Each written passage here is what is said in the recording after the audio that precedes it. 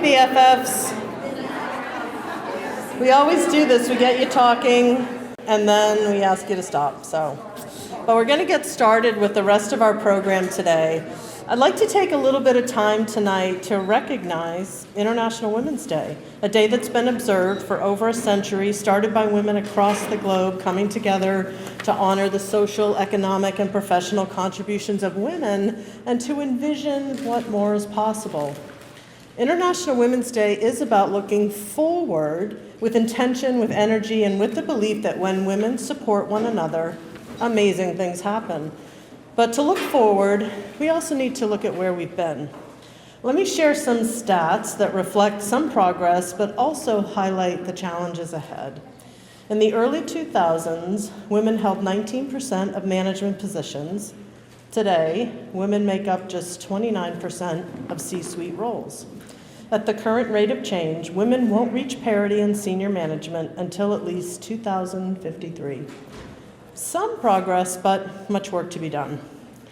Women-owned businesses represent 40% of all businesses in the U.S., 14 million firms strong, generating $2.8 trillion in revenue. In 2024, women founded nearly half of all new U.S. businesses, and women-owned businesses are more likely to pivot and survive in economic downturns. Women as entrepreneurs are telling a remarkable story. On pay equity, progress has been painfully slow. In 2004, women earned around 80 cents for every dollar earned by men. A decade later, it was 81 cents. Today, it stands at 85 cents. Only 5 cents of progress in pay equity in 20 years. This year, U.S. Equal Pay Day is March 26th. That's the date in 2026 that the average American woman must work just to earn what her male counterpart earned in all of 2025. Almost 3 months of extra work just to catch up. Globally, International Equal Pay Day is September 18th. Nearly 9 months to catch up. There is a lot of work to do in the gender pay gap. But let's not let the stats define us. Action brings results. The companies and communities that make the most progress are the ones that are intentional about it. They mentor, they sponsor, they build networks. They open doors and then hold them open for the women behind them. These are the actions that we need to amplify. Every time women connect to network one-on-one at a BFF lunch or at International Women's Day, we are building relationships that open doors, we are building confidence through shared experiences, and we are building an unstoppable network of opportunity. The women in this room are business owners, leaders, mentors, and innovators. You are the people your clients call when they need someone they can trust. You are the people your teams look to when they need direction. And you are the people who show up for each other because you understand that investing in each other is the highest return investment any of us will ever make. Here's my challenge to you. Think about one action you can take in the next week to lift another woman up. Make the introduction you've been meaning to make. A referral, a word of encouragement to a woman who needs to hear it. An invitation to join BFF. Small actions multiplied across this room create an unstoppable force and the kind of community where every woman who comes after us starts a little further ahead. So we celebrate International Women's Day tonight as a reminder that progress is built one connection, one conversation, and one act of leadership at a time. You are that progress. We are honored that you chose to spend your time with us tonight. Now let's celebrate, let's connect, and let's make a difference. Thank you.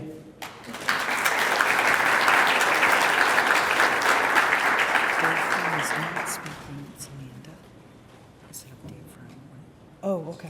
Okay. And then okay. All right. I got it. Okay. Program updates. Okay. Now it is my pleasure to recognize our generous sponsors and contributors for today's program. When I announce your company, I ask all representatives from the company to please stand and remain standing so we can recognize you, and we'll hold our applause until the end. Our 10 women empowerment sponsors and goodie bag contributors are Avidia Bank, B-Tone Fitness Southborough, Central One Federal Credit Union, we're standing, Clinton Savings Bank, Cyprian Keys Golf Club, Shelby Marshall of EOS Worldwide, FR Investment Group, St. Bernadette School, Stowe and Degon, our sweet treat sponsor, Yummy Mummy Bakery, which is in your gift bag, our flower sponsor, Mugford's Flower Shop, and special thanks to our BFF friends and supporters of today's event, Veronica J. of Veronica J. Photography, and Brenna Griswold and Karen Henderson from Westboro TV. I'd also like to take this time to recognize our generous year-long sponsors of BFF, our presenting sponsor, Human Power Solutions, our supporting sponsors, Cedar Law and Middlesex Savings Bank. Let's give all of them a warm BFF round of applause for their support.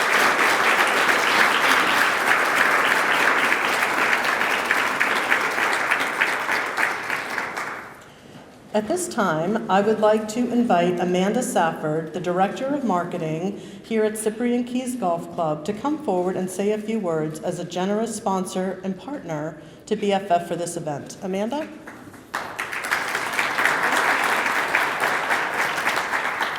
Good afternoon, everyone, and welcome to Cyprian Keys Golf Club. So my name is Amanda Safford. I am the marketing director here at Cyprian Keys, and it really is a true honor to be hosting today's BFF International Women's Day event. We're incredibly grateful for our relationship with the Chamber and being part of the Chamber. To connect with so many of you guys and other local organizations, that's really what this is all about, right? So it's the connections, it's the partnerships, it's the friendships that we're making here in this room. I mean, look at all of you guys. Beautiful, strong, independent, powerful females here. That's why we're here, celebrating all of you guys. So creating a welcoming space for the community is something that we really take pride in, and so whether it's coming together for a business like today, whether it's celebrating a personal celebration like a baby shower or birthday, a wedding, the choice is Cyprian, whether it's a golf outing or enjoying the restaurant. So we really just hope that you guys enjoy yourselves tonight, and I want to remind you guys all that Cyprian's restaurant will be opening in just less than a month away, and we'll be offering live music this year from Memorial Day to Labor Day. So get excited and follow our online calendar to watch and learn more about those upcoming events. Thank you.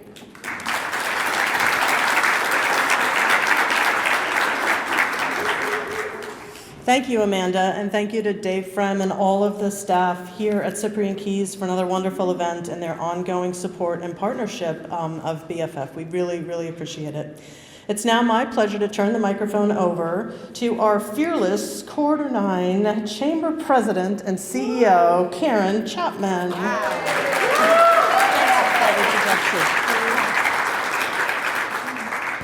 That was an awesome introduction. Welcome, everyone. I'm so excited to have you here. I'm so excited that we commemorate International Women's Day, and I'm so impressed by all of you for the good work and achievements that is done by the women in this room. And in just a few minutes, I'm going to be telling you you're going to be inspired by another amazing woman, which is Ayla Brown. And we're so happy to welcome her back this year. So thank you. In 2018, the Chamber established 2 BFF awards to honor women for their success in business, contributions to their community, and personal strengths that inspire or positively influence others around her. Our first award recipient exemplifies all these qualities and more. BFFs, it's my honor to present our first award to Christine Barrell, Senior Manager at Stowe and Degon, as our 2026 recipient of the Business Forward Females Leadership Award.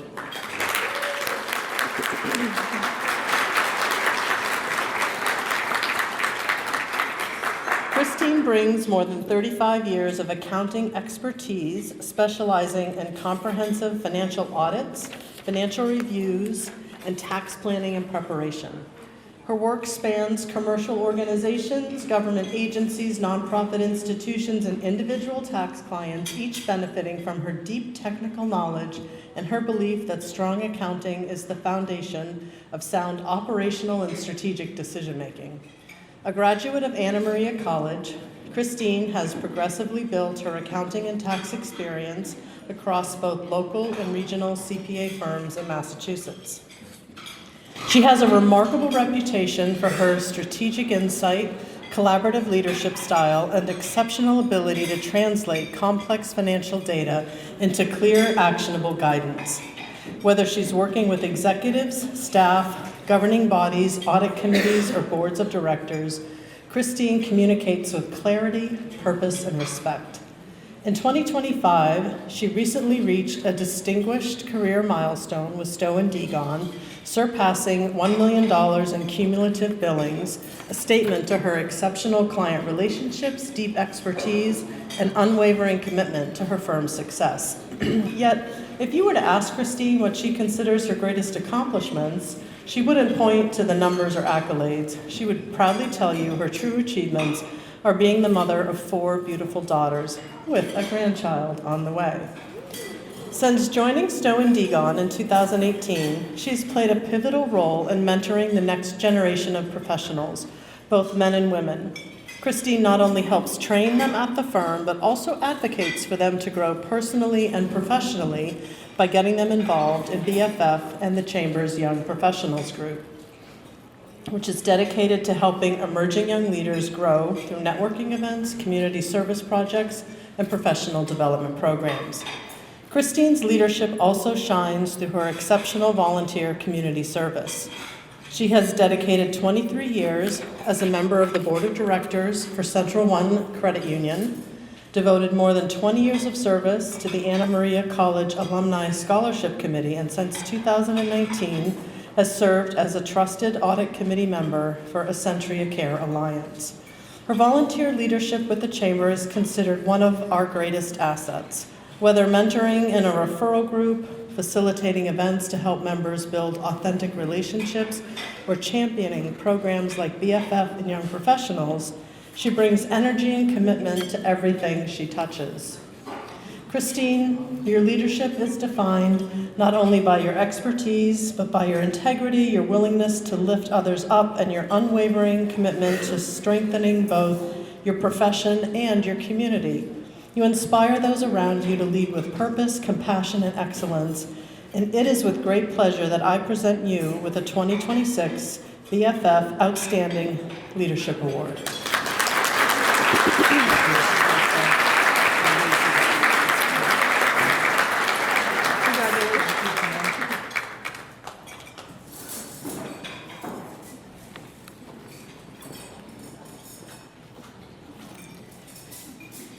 Our next award is the 2026 Woman-Owned Business of the Year Award, and it's my pleasure to announce Sandy Coker, founder and CEO of Human Power Solutions, as our award recipient.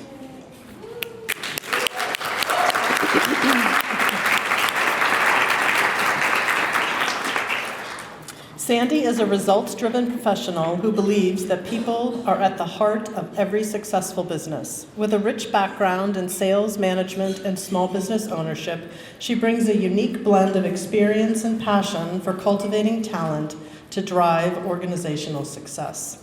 She holds a master's in organizational leadership from Nichols College and a BS in chemistry from Assumption University.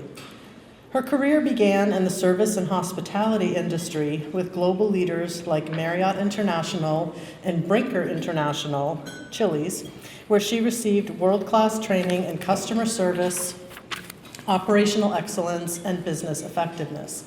These experiences instilled in her a deep understanding of how strong leadership and a focus on people create sustainable business results.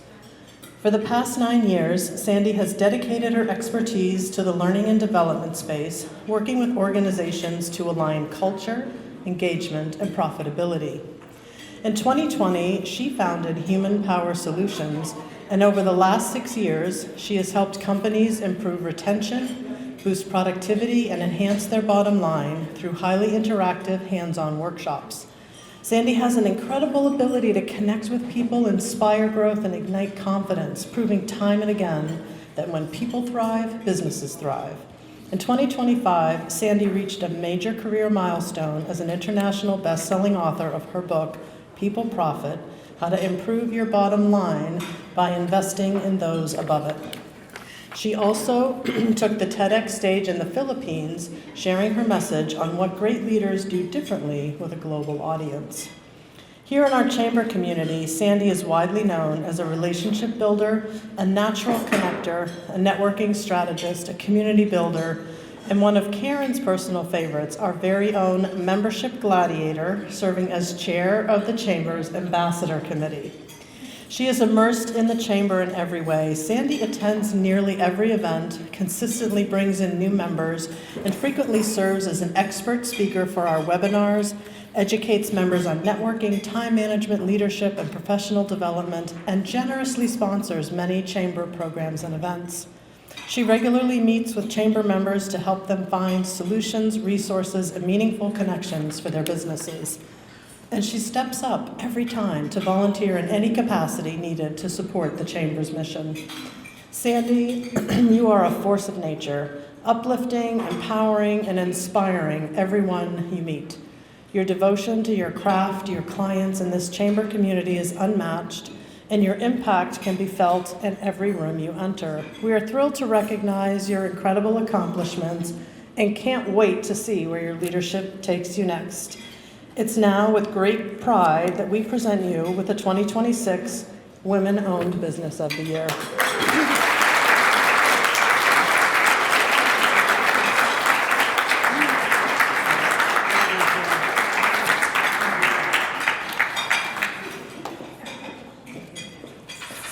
Okay.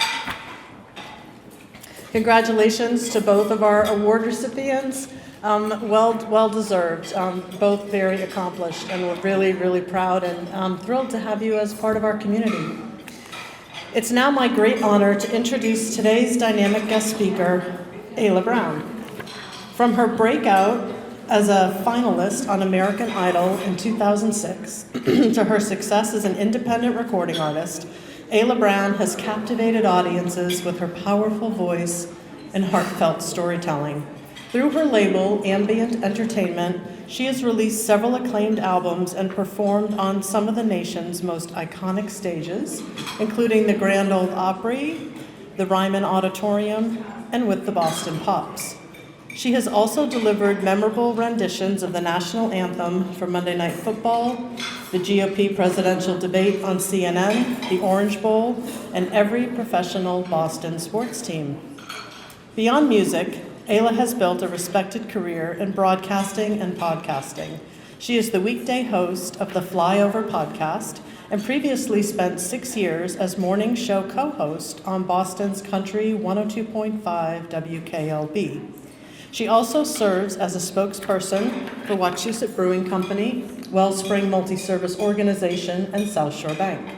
Off the stage, Ayla treasures her roles as wife to singer-songwriter Rob Bellamy and mom to 2 young boys. The daughter of former U.S. Senator and Ambassador Scott Brown and longtime television reporter Gail Huff, Ayla now lives in Weymouth, Mass., where she continues to inspire others through her dedication to her craft, her community, and her family. BFF had the pleasure of meeting Ayla back in 2019 when she spoke at one of our monthly luncheons.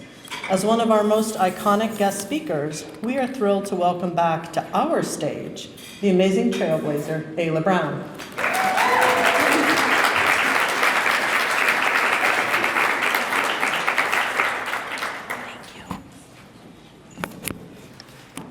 I am very tall. And tonight, I just want to say, has been incredibly fun. Thank you, Karen, for the game that stumped us all. Pam, your co-host, I should say, thank you for the introduction. And she had 37 points. Did anyone else beat Pam at 37 points in Karen's game? Raise your hand if so. Okay. Then, Pam, you get a special prize at my merchandise table afterwards. All righty, everyone. Good evening, and thank you once again for the kind introduction. I really appreciate all of you taking the time here tonight, especially when it's so beautiful out. I saw some of you taking business calls out front in the sun, and I was like, yes, spring is here. Pam went through a lot of the things in my bio that I have accomplished, but with all of those highlights, there have also been a lot of lows too. We'll get to some of those today and how I was able to pivot out of them. Before we begin, I want to do something with you, if you don't mind. If you just take a deep breath, let your shoulders drop, relax your jaw, settle into your seat for a moment. I know you're all happy and fed right now, but think of something that you do better than most people you know. Don't judge it, don't compare it, just name it silently to yourself. And hold on to that thought, because today we're talking about something women almost never get asked. What is your superpower? I believe every woman in this room has one, even if you have not named it yet. But let's make this easy and define what a superpower is, okay? It's not the ability to shoot spidey webs out of your arms or fly in the sky or climb up buildings like we see in Hollywood movies. A superpower is something you do instinctively, something you return to even when life hits the fan, something that moves your life forward without permission. My superpower, I didn't know it for a long time, but it's always been the same when I think about the moments that define my life. And it's this: the ability to pivot and always saying yes to an opportunity. I want to share with you how I discovered my superpower. I grew up with a passion for two things: kicking the boys' butts in sports and then singing love songs, sometimes to the boys. It was really awkward. I remember this one time I had a crush. I was the first girl ever to play boys football in the entire Hockomock League. I grew up in Rentham, and I had the crush, of course, on the quarterback. And I remember one day I tackled him so hard that I gave him a mini concussion. But I also was like semi in love with him, and then I called his house one night and asked his mom to speak with him on the phone, and then I asked if he wanted to be my boyfriend. Guys, I was in 6th grade, okay? His mom was clearly listening on the other line and was like, no, you are not going out with the girl who gave you a concussion. I've always had a very sweet and salty side to me, as I'm sure my mom could attest to today. Around that same time, 12 years old, I had also started to fall in love with something else: basketball. I thought I was really good because I played outside against the boys during recess, but I quickly found out that I wasn't as good as I thought, and I got cut from tryouts from a local travel team. I was sad and embarrassed, but I used that fire and just kept on practicing. My dad and I would open windows to buildings and climb through just to get gym time. We set up a basketball hoop out in our driveway. We started playing one-on-one. By the next year, at the age of 13, colleges were beginning to send letters to my middle school. And at the age of 15, I verbally committed to play basketball at Boston College. Think about that. 3 years prior, I couldn't even make the local travel team. And at 15, I was going to my dream school. All I had to do was keep my grades up and graduate. But if you know me, you know that I don't just sit back and relax, because I had other exciting passions too. I loved to sing. And the only place I could do that was during school hours, because sports were on nights and weekends.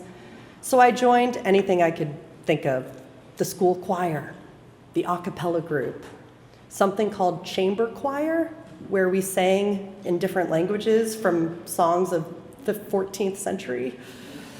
I did everything I could. One side of my brain was totally committed to Boston College, but the other side was just so desperate to tap into the creative side of me. So I took AP Ceramics, and I tried out for American Idol. That was back in 2006, and my mom and I stood in line together for 18 hours in the pouring rain. She was the one who suggested it, by the way. She said, "Why don't you do it? It'll be fun to end your senior year of high school. What's the worst that can happen? They say no?" Well, I couldn't say no. She's very convincing. I said yes. Remember, I would learn years later that saying yes was my superpower. When I finally got the opportunity to sing for the producers, I got 15 seconds to do it. Imagine your career being on the line for 15 seconds. That's all I got. And here's what my brain was thinking. How can you prove yourself in 15 seconds? What were they looking for? How am I going to make it? I'm so young. There's so many better, more talented people here. I'm not going to make it. Oh my gosh, I'm about to go. And I step up, and I got my 15 seconds to prove myself.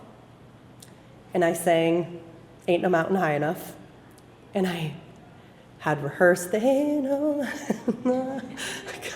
I did it all. And I don't know how or why, but I got a golden ticket. And it was not just a pivotal moment, it was a pivot. It was a pivot that changed the rest of my life. Suddenly, I wasn't just an athlete, I was a performer on national television. It was terrifying. I felt exposed, unprepared, and like I had no business being there. I was a kid. I was 17. But here's the truth. Your superpower often shows up before you're ready to use it. To many here, you might be old enough to remember my days on American Idol, back when Taylor Hicks won. Yes, right? We had Kelly Pickler, Catherine McPhee, Chris Daughtry, and so many more. I was the first person from Massachusetts to be on the show, and I ended up placing 13th overall. Not bad. When I was eliminated, though, I was completely devastated. I cried so long and so hard that they had to get the American Idol psychiatrist to check in on me.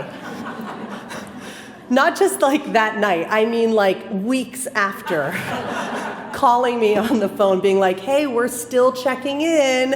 How are you feeling?" I just thought I was a failure, to be honest, and I thought I would never sing again. And when I reflect back on those feelings, it was such silly talk because my entire world changed and opportunities flew from every direction. A record deal. My CDs, I know those old things, my CDs were in every Walmart, FYE, and Strawberries throughout the country. I got to perform with the Boston Pops on July 4th on the Esplanade. I was making money too, 17 years old. A couple $100 here, a couple hundred there, an appearance here. I would sometimes do 3 or 4 in a day because I wanted to meet as many people who thought that I had made an impact on their lives. And it all added up. I was able to save some of that money and eventually buy my first piece of property. But I was still a kid. And I was about to enter my freshman year of college on the basketball team in the ACC for Boston College. When I played Division I basketball, the pivot was one of the first things that we mastered. You plant one foot, you stay grounded, and then you move. Not backward, not frozen, but with intention. I had no idea that this small mechanical movement would become the metaphor for my adult life. I was pivoting from music to basketball, attending mandatory summer school while also taking as many musical gigs as I could get, trying to be a good teammate while those same teammates were jealous of the newfound success, trying to have a boyfriend, and then learning that his parents contacted the press to get a story run about him while I was competing in Hollywood. Ooh, juicy. I tried to keep my grades up while also being told that we could only choose certain classes because of our games and practice schedule. And then my father winning the United States Senate seat here in Massachusetts, and with true love and adoration reminding me that every good and even bad decision I make, and we all make, reflects on the family. And I really mean this with all of the love in my heart. I always tried to do the right thing in life, not only because I was brought up that way, but because I was just terrified of disappointing anyone. My point is that I look back on those days and expectations were so high. Women put high expectations on themselves every single day. We want to be the best and provide for our families and succeed while also looking badass while doing it. It's empowering, but it can also be exhausting. But one thing I learned early on is that I would never have some of my opportunities if I said no to things. After American Idol, I surprised everyone in my family and I moved out of Massachusetts and I moved to Nashville. New apartment, new friends, new fears, new booking agency. And I want to tell you a quick story, but one day that booking agency called me and they said, Ayla, can you get to Lancaster, Pennsylvania to open for country artist Josh Turner? It's a 45-minute set. The pay is $200. The fine print, though, you guys, is that there was no hotel provided, no food, no gas reimbursement, and I technically did not know how to play the guitar. But I said yes. Not because it was smart, not because I was ready, not because it made any sense whatsoever. I said yes because I refused to let fear or inconvenience decide my future. So I somehow learned how to play the guitar and learned 8 songs, and I practiced so long and hard that my fingers, they were just sore to the touch. And at the time, as Pam said, I was singing and living in Nashville, but actually, I don't know if you mentioned this in the bio, but I was the full-time National Anthem singer for the Philadelphia 76ers. Talk about a traitor, I know, I'm sorry. But it was a wonderful opportunity and job, and I was about 90 minutes away from Lancaster, and my mom and sister were living in DC at the time, so they drove 2 hours, I drove 90 minutes. They met me at this venue, and thank goodness, because I needed all of the moral support in the world. When they introduced me on stage, my hands were soaking wet from stress, and internally I could barely keep it together. But I had to trust myself and my talents and my instincts, and I had to remember at the end of the day I was a storyteller. So before each song, I just told a little story of why I wrote it and why it was special to me, and I connected with the crowd, and the 45 minutes went like that. I told the crowd that I would be at my merch table afterwards, and Mom, you might remember when I came to the lobby, the line was nuts. It was like all the way around the lobby. And I said to my sister, Mom, like, what are all these people lined up for? And they both were like jumping up and down. They're like, they're here for you. They're here for you. Go start signing. And it was at that moment where I was like, oh, I did it. I did something I didn't think I could do, and I got through it. And people liked it? This is crazy. I'm going to feel that same way tonight at my merch table. Let's just say I did make back every dollar that it cost to rent that car and get gas and a hotel that night. Since that moment, I've had the amazing privilege of opening up for people like Charlie Daniels and Loretta Lynn, Phil Vassar, Lee Brice, Lynyrd Skynyrd, and so much more. That night taught me something I never forget. You cannot receive the reward of an opportunity that you say no to. As women, we often say no until we're perfect. But perfect is a myth. The pivot is real. Here are just some of my highlights from living in Nashville for about 9.5 years. I did get my Grand Ole Opry debut and got to sing on the Opry stage twice while living there. I sang at CMA Fest almost every summer. I learned how to write songs and connected with people who would help me record and release them. And I quickly really quickly realized that the music industry can be ruthless, so I had to pivot again. Instead of relying on others, I had to learn to do it all by myself, and I had a manager sue me. I had producers scam me and give me paperwork to sign, hoping that I was too dumb to read the fine print, because when I read that fine print, I realized that I wasn't really walking into a good opportunity. So I relied on myself, and I launched my own label called Ambient Entertainment. I'm the only artist on it. I secured sponsors by myself.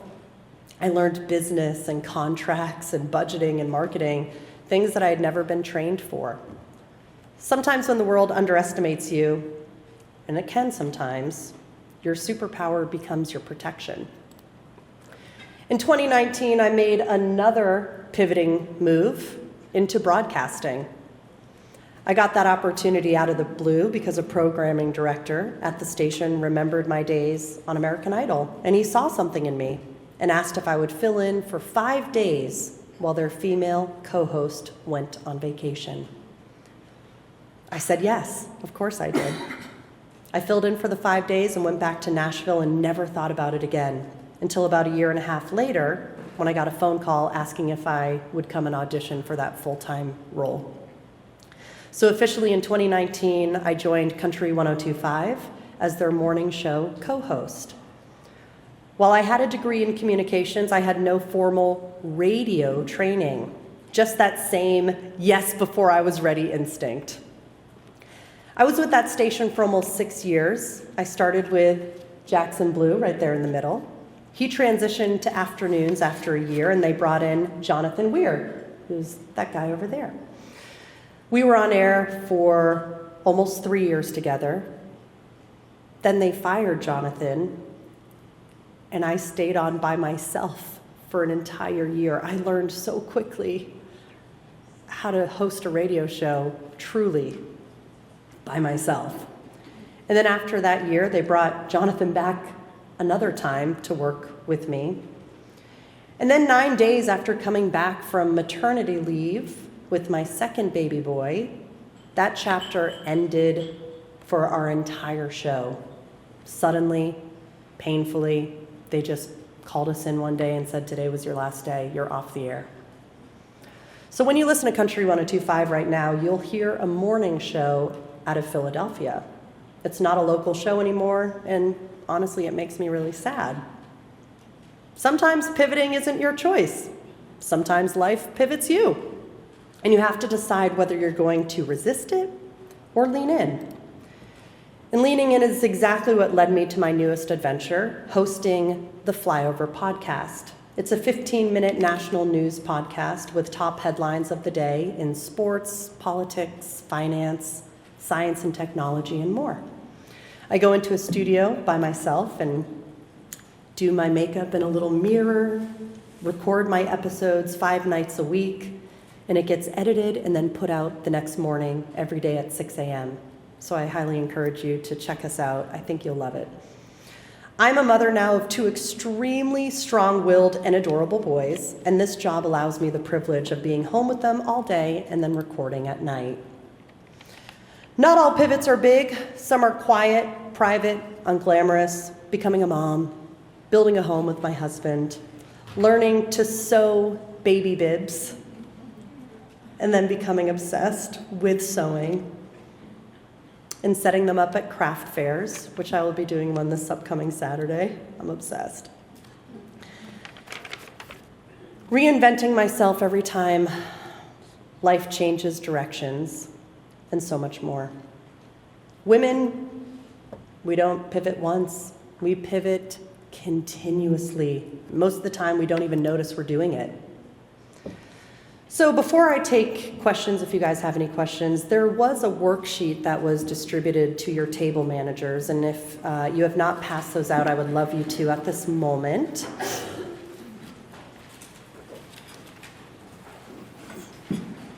It's a piece of paper that says, what's your superpower? And this is not homework, okay? There are no prizes. This is really just a mirror for each and every one of you to think to yourself, what makes me so powerful? This worksheet has 2 parts. 1, identify your superpower.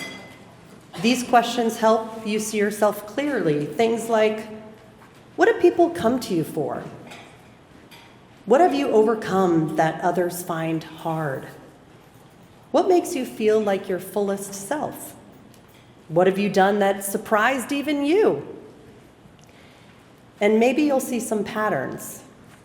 And that, I think, and I hope, is where your superpower lives.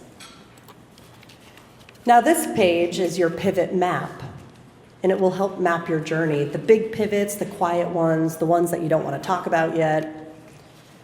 It'll walk you through your past pivot, the one that shaped you. In my story today, you heard about my pivot from basketball to American Idol to Nashville, the music business, and broadcasting. These are some big pivots, but I have small ones every single day, like, am I gonna cook fish chowder or takeout? It's not really mind-blowing, but they're little things that I think about. Your present pivot, the decision you're avoiding because it scares you. So when I was thinking about this for me, I'm like, wow, what doesn't scare me? I am scared now that I am a mother that I'm gonna make the wrong decision for my kids. Right now, currently, I cannot for the life of me decide what to do with our almost 4-year-old and school. It scares the absolute crap out of me. Like, I don't want him to sit at a desk for 8 hours a day. So does that mean I homeschool? Oh wait, but then I don't get any time to myself. You see where I'm going with this. We all think these, what's the best thing for our kids? Every month goes by, I still don't have the answer. So I'll have a lot of parenting pivots as life goes on. And your future pivot, the one that becomes possible once you name your superpower. You already know mine, the ability to pivot and to say yes to every opportunity. So take this home, put it somewhere that you'll see it, your fridge, your mirror, your planner. Give yourself 10 minutes this week maybe to answer these questions, and I promise maybe you'll meet a version of yourself that you haven't seen in years. My story is not special because of the outcomes. It's special because of the choices. The scary ones, the painful ones, the inconvenient ones, the ones that I made before I felt ready. And your superpower might be compassion, or resilience, or courage, or surviving something really hard, or starting over, or dreaming bigger, or saying yes, or saying no, or loving people deeply, or loving yourself enough to grow. Whatever it is, name it, claim it, let it guide your next pivot. Your next chapter is already waiting for you. All it needs is your next pivot. And if you're comfortable, if you're like, I don't care, I'm very comfortable where I'm at, Ayla, just always be prepared then to plant your feet, stay grounded, and always move with intention. Thank you so, so much for having me here today.